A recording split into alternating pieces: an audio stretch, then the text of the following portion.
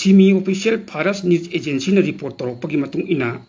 State of Hormuz asi Iran ki control amadi management makhada lai haina Iran ki basis paramilitary unit ki makok thongba Hussein Tayyip na phongdokre wafam adu US ki President Donald Trump na magi truth social platform da marui bi isingi lambi edo US ki mapung phaba control makhada lai haina irakib adugi hek nongan madu phongdokiban State of Hormuz da atop lalama hoduna region na da Islamic Republic ki oiba miyam na yana badu thugaina ba United States na kan no khona haina tai na phungdokki adu Iran ki air force na traga navy ama phobo leitri haina phungdokra basu makhoi aduma han maiti gri haiki ngasi na koin ure madudi State of Hormuz adu Islamic Republic asigi management amati control makhad lei haina tai na khut thinduna phungdokki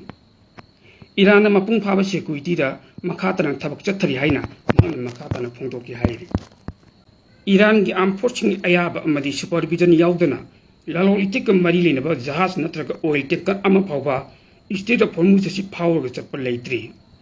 natraga charhalloi haina Iran ki maruiba military command Khatam al-Anbiya Central Headquarters na phungdokre Iran ki media na phonggiba video message amada Headquarters ki spokesman Ibrahim Zulfan Gari na hai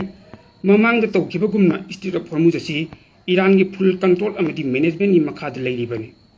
Jahasing mahusha gumna State of Hormuz si power ga chatpa hawri haina US na hairi wafam sing ado Iran ba amadi yimpham yaudaba ngaktani mahak na hai US na Iran ba ngangi ba aduna takpadi US ki army ningba kaire amadi karimata tawfam khangre haibani US ki leadership amadi army na Iran ki armed force ki shakti amadi resistance asi ningthi na khanglabani Jolphagi na makhata na hai Iran ki armed force na result asida United States amadi Israel ki movement punamak monitor tawri amadi Iran miyam ki damakta hak amadi laibak asigi national sovereignty amadi apamba singado ngak siranaba thabakta ninghanaba leiroi hainasu mahakna phongdokki United States na State of Hormuz asi mapung phan control tawri haina US ki President Donald Trump na social media da phongdokki bani US amadi Israel na Iran da landar khaba matungda February ki tang 19 da ki hona Iran na State of Hormuz asi khudum chandun lakki Israel amadi United States ki natraga makhoi ga mari leinaba jaha singududi lambi ehda chakpa thingi haina pawosin makhatari Kansas ki Wichita McConnell Air Force Base manakta masak khangdaba military aircraft ama ukhre madu yamna tangna ubam B-21 Raider stealth bomber adu oiramba ya haina thajanari Laiba popo nimita Air Force Base adu ki manakta lahu ki bam video amana US stealth bomber amaga gi manaba mongda akhanaba monga mayawba asoba grey masu gi aircraft adu utli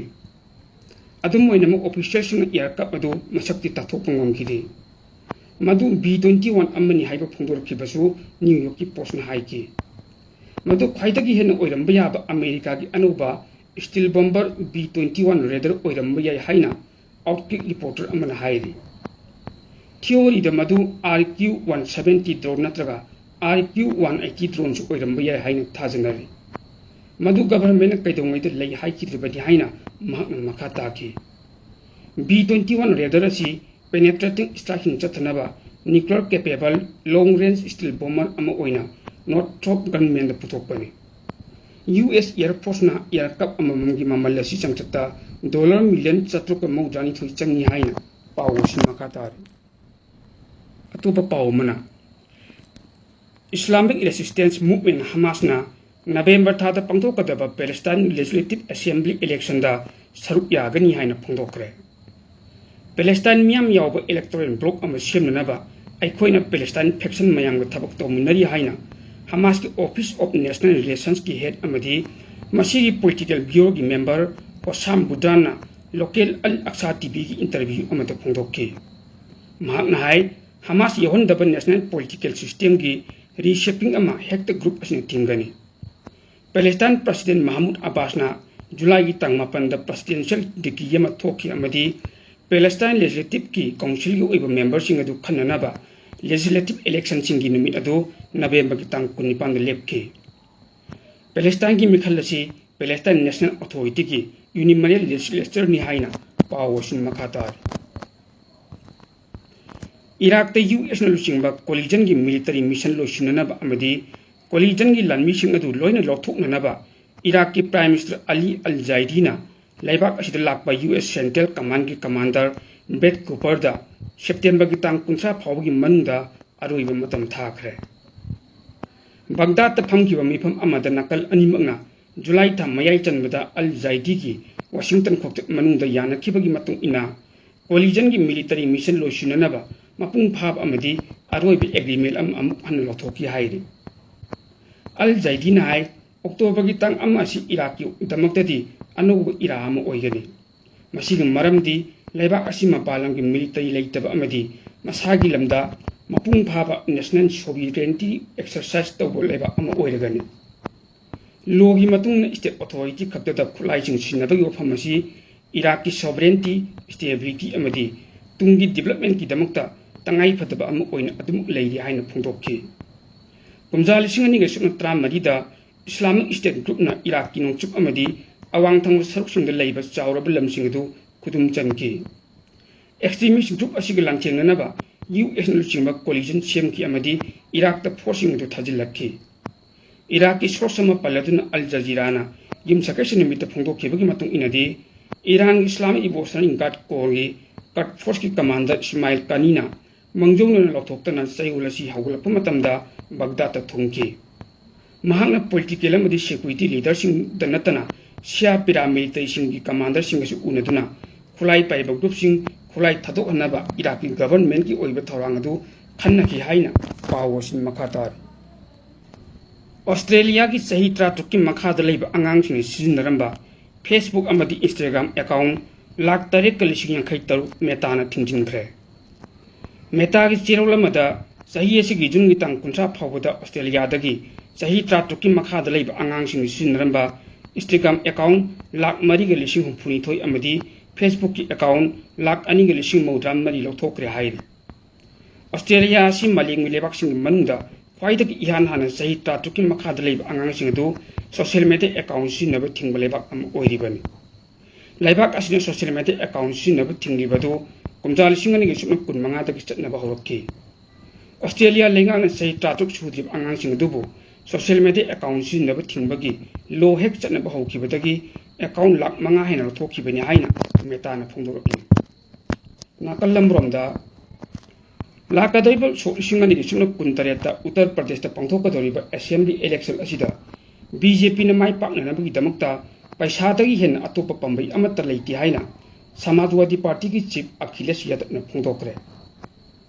लाकदोरिब मिखल की मंगोइना UP दलेइब नुपी ओइबिसिंगदा BJP की माइकेदगी लुपा 10,000 की financial assistance पीरब याय हाइना media report तौनरखब मतुंग हाइरि वफम असि Akhilesh Yadav X account कुथांगदा फोंदोरखिबनि हाइना पावसिन मखातारि पाकिस्तान लेंगाक्तगी मनिंग मखा तमले हाइना लौथोकचख्रबा बेलूचिस्तान प्रोविंस दा सिक्योरिटी फोर्स चथकिबा अकनब ऑपरेशन दा मियोय 12 हातखिबगी मनुंगदा टेररिस्ट 9 यावखि हाइना लानमीना फोंदोक्रे प्रोविंस अदुगी सोराबाता सिक्योरिटी फोर्स ऑपरेशन चथबदा टेररिस्ट ट्रक अमदा पोखाइबा याबा तोंगान तोंगान मसक मुथुं कया पिकथन हापलगा पुरखिबनि पोखाइबा याबा मसकसिंग अदु पोखाइरकपदगी मफम अदुमक्तदा टेररिस्ट निपाल अमदी मिचम अहुम सिहि हाइना लानमी की मीडिया विंग ने फोंदोक्खि सिक्योरिटी फोर्स नांथोक्तुना चेनखबा टेररिस्ट अदु खोंगुल लीबगी ऑपरेशन चथबदा नकल अनि की मरत खुद थोकनरकपदगी मिलिटेंट 10 अमस हातप ngamखि अमदी लानमी अनिना साथिना सोखि हाइना मीडिया ने फोंदोक्खि लेंगाना चलाइबा रेडियो पाकिस्तान फोंदोरकपगी मतुंग इनदी हाइरिबा प्रोविंस अदुदा नोंमाइजिंग अमदी निंथौकाबगी मरकता सिक्योरिटी फोर्स न टेररिस्ट 10 हातखि हाइरि पाकिस्तान की तोखाई तानब अकन बलंगजन सिलिबा बेलूचिस्तान दा नोंबत कांगदन मिहात मिपुंगी थौदोक्सिन थोकलि हाइना पावसिन मखाता हौखिबा सही 2015 की नवेंबर थादा न्यू दिल्ली दा लेबा रेड फोर्ट चत्रखिबा बॉम्ब ब्लास्ट की अटैक अदु टेररिस्ट ग्रुप अल कायदा ने चथबनि हाइना यूनाइटेड नेशन सिक्योरिटी काउंसिल की रिपोर्ट अमन फोंदोक्रे यूनाइटेड नेशन की रिपोर्ट अदुगी मतुंग इना Red Fort bomb blast attack चथदुना मी कया लेखितब अमदी असु अपन कया नंगनखिबगी थौदो अदु अल कायदा ने चथब खुजिल थौरांगी मनुचना टेररिस्ट ग्रुप असिगा पुन्ना चटमिनरिबा रीजनल आउटफिटिंग चथब अटैक अमनी रिपोर्ट असिने मखाता नाय टेररिस्ट ग्रुप अल कायदा की माइकेदगी मालेमदा लेइबा tongan tongan regional terrorist-singga khusamnaduna tongan tongan thabak thorom kaya chathari Al-Qaeda na paksan operate tawduna lakhibagi thong adudagi nathaiduna tongan tongan region singda logistic amadi financial network masa masa semduna terrorist activity kaya amasu leptan chathari haukiba kumja solising ani sunu kunmanga gi November thada Red Fort chathakiba bong attack adu Al-Qaeda ni chathakibani haibisi hanjil hanjina phongdokki panbaya abadi lising ani ga sunu kunmanga da Red Fort thokiba bong attack adu da punna mioi tra manga lekhite aduga mioi kaya aman asu apanangan kibani amaromda New Delhi da hokiba sahi thengkang kaya rakta terrorist na bomb amadi nomai kapsinduna attack chatrakibagi thodok masing khangdana thokrabani haina pawosina hairi Qualitas Botanicus haina ju khangnaba akhanaba makhalgi khoyama Arunachal Pradesh ki Tawang district ta ahanba oina leiramba thengnakre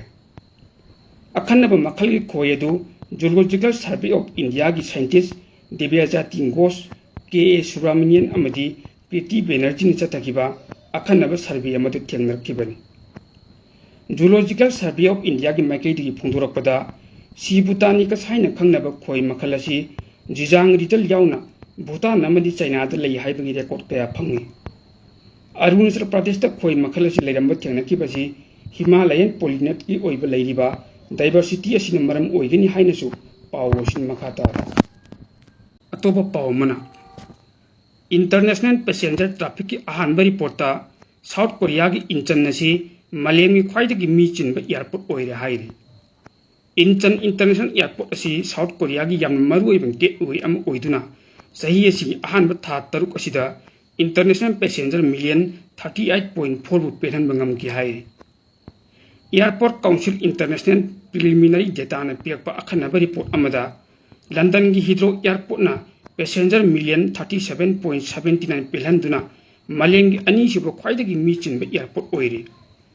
aduga Singapore gi Changi Airport na passenger million 34.53 pehan duna ahum subu mafamda leiri